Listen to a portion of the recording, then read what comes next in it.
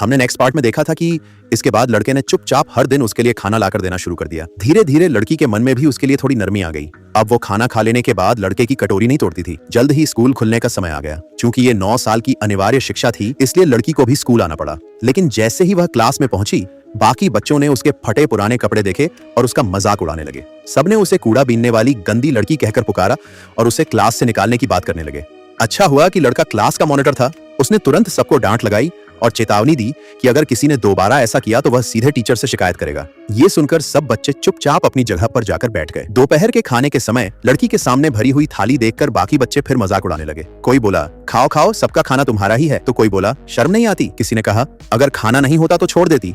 तो एक और ने ताना मारा, घर जाकर भी तुम्हें खाना नहीं मिलता क्या? लड़की की आंखों में आंसू थे। वो बोली, मेरे पापा कहते हैं मैं बोझ हूँ, एक निवाला तक देने को तैयार नहीं होते। बाकी बच्चों ने फिर उसका मजाक उड़ाया, हम तो तुझसे पहले खा भी चुके होते हैं, तू तो गंदी लड़की है, तुझसे बदबू आती है। इतना सुनकर वो बस उठकर चुपचाप चली गई।